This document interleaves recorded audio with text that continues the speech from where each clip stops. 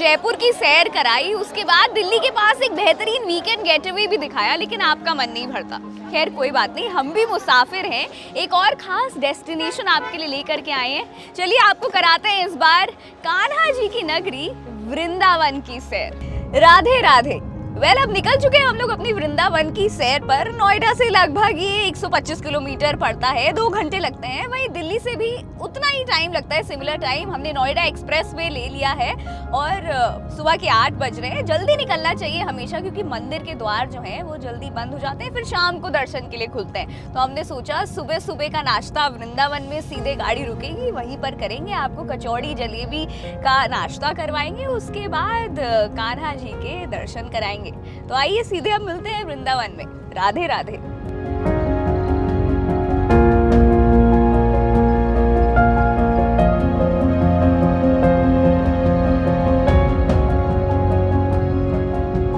तो ये हमारी केसरिया लस्सी बनकर तैयार है। तो भैया वृंदावन आए तो ये केसरिया लस्सी बांके बिहारी मंदिर के एकदम ठीक सामने है। 40 रुपए और 60 रुपए में बहुत ही मिनिमम रेट पे एकदम शुद्ध देसी लस्सी आपको मिल जाती है। बांके बिहारी जी का प्रसाद समझकर जरूर यहाँ पर आए। 70 साल पुरानी दुकान है, जैसा कि हमने बताया, तो आना तो बनता है। चलिए चक्कर देखते हैं। भाई एकदम A1 स्वाद है। तो अगर वृंदावन आए हैं और गब्बर सिंह जी के यहाँ पे वेदवी की पूड़ी और आलू की सब्जी से अपने नाश्ते की सुबह की शुरुआत ना करें तो मतलब ये जो है ना एकदम पाप सा हो जाता है। तो सर कितने सालों से आ रहे हैं आप यहाँ पे? मुझको हो गई होंगी 12-13 साल। 12-13 साल से ये भी आ रहे हैं। अपनी सुबह यहीं पर आके लोग नाश्ता करते हैं। तो वृंदावन आए तो ये फूली फूली इसके स्वाद की मैं बात करूँ तो हींग का जो स्वाद है ना, पेट के लिए भी अच्छा है, स्वाद के लिए भी अच्छा है। तो वृंदावन हम लोग पहुंच गए हैं और सबसे पहले हम आपको लेकर के आए हैं निधि वन। आप देख सकते हैं श्रद्धालुओं की काफी ज्यादा भीड़ रहती है यहाँ पर। अब हम आपको मंदिर के इतिहास के बारे में अंदर जाकर डिटेल में बताते हैं। कन्हैया जी की नगरी वृंदावन में आपका स्वागत है। राधे राधे। तो हमने सोचा अपने व्लॉग की शुरुआत ऐसी जगह से करते हैं जिसका एक दिलचस्प इतिहास है। हम आ गए हैं निधि वन।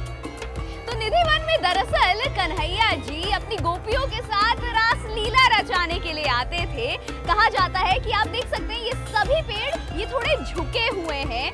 तो ये जो पेड़ है कहा जाता है रात को ये गोपियां बन जाती हैं। अभी भी हम आपको बता दें कि रात को आप यहाँ 8 बजे के बाद कोई भी नहीं आ सकता है। निधि वन के द्वार बंद कर दिए जाते हैं, मतलब कोई भी नहीं आ सकता है, क्योंकि यहाँ पर भगवान आकर के अभी भी, पहले तो रासलीला रचाते थे लेकिन आज भी हर रात यहाँ पर कन्हैया जी आते हैं और अपनी गोपियों के साथ रासलीला रचाते हैं।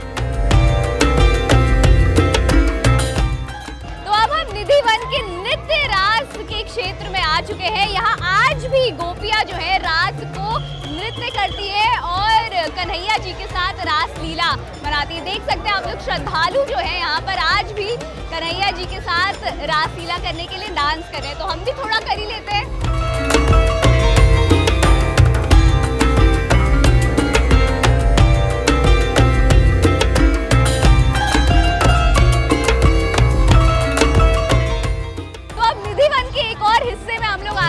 सबसे दिलचस्प हिस्सा है, यहाँ पर राधा जी खुद जो है कन्हैया जी की बांसुरी खुद चोरी कर कर यहाँ पर आकर बजाती थी, इसीलिए इसको बोलते हैं वंशी चोरी राधा रानी। और ब्रह्मांड में आपको यहाँ के अलावा कहीं और ये देखने को कभी नहीं मिलेगा। अपनी सखियों के साथ राधा जी आती थी और कन्हैया जी की बांसुरी चोरी कर कर यहाँ पर बजाती थी।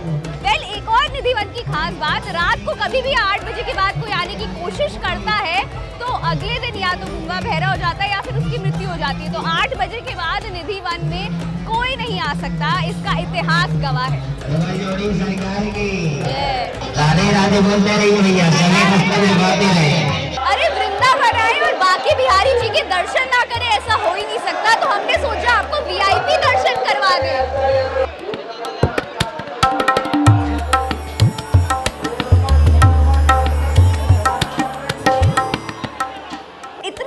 दुनिया भर में, देश नहीं दुनिया भर में ये मंदिर बहुत ज़्यादा फेमस है। इसका इसके इतिहास पे कुछ आप बताएं। देखिए, श्रीमद् भागवत में श्रीधाम वृंदावन का उल्लेख था कि श्रीधाम वृंदावन है, लेकिन भगवान कृष्ण के जाने के बाद श्रीधाम वृंदावन था वो यमुना ने अपने आगोश में ले लिया था, यमुना ने अपने आवरण में ले लिया था।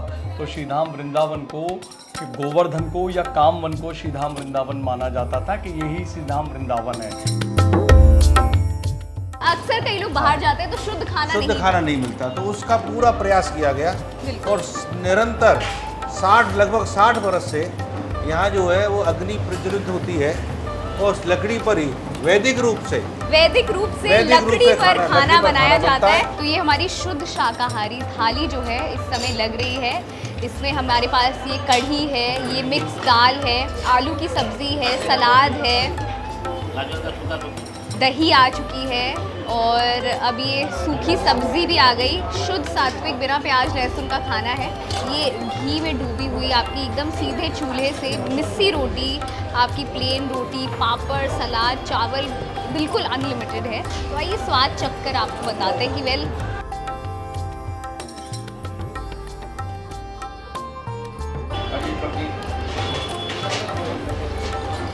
भाई वाकई मानना पड़ेगा, एकदम देसी घी का स्वाद आ रहा है। आप कहीं भी घूमने जाते हो तो बाहर की कचौड़ी हमने सुबह आपको नाश्ते में खिलाई दी। शुद्ध भोजन खाने का जो आनंद है ना वो कहीं नहीं। और इतनी सबसे खास बात ये, इतने प्यार से खिलाते हैं ना कि खाने का स्वाद और भी बढ़ जाता है। आप नहीं मान रहे ना कि मैं वृंदावन में हूँ?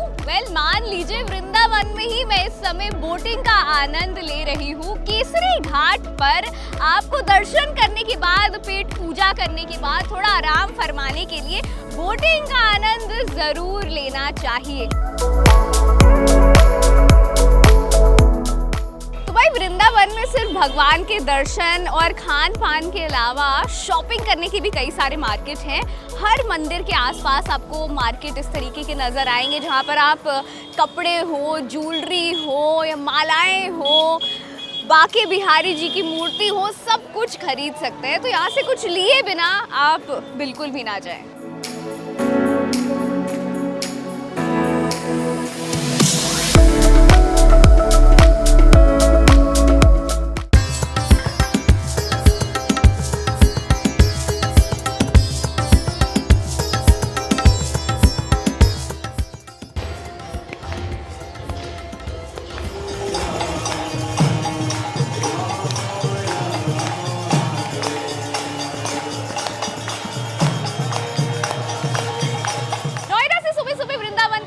तय किया, उसके बाद हमने सुबह की शुरुआत कचौड़ी और साथ साथ गर्मा गर्म सब्जी के साथ करी, कान्हा जी का दर्शन किया, नाव पर सैर करी। फिर अब घर जाने का समय आ गया, लेकिन दिमाग में आया कि घर जाऊंगी, मम्मी बोलेंगी, ऑफिस वाले बोलेंगे कि वृंदावन गई और वहाँ से कुछ लेकर के नहीं आई, पेड़े लेकर के नहीं आई। तो मैंने कहा भैया चलो पेड़े ले ही लेते हैं। तो मैंने गूगल किया कि भैया सबसे फेमस दुकान कौन सी है पेड़े की।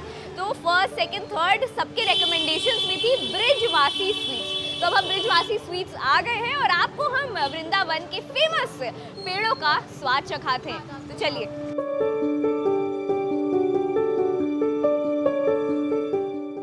सुबह से शाम कब हो गई पता ही नहीं चला। मंदिरों के दर्शन, वृंदावन की गलियों में राधे राधे करते, खाते पीते टाइम का पता ही नहीं चला।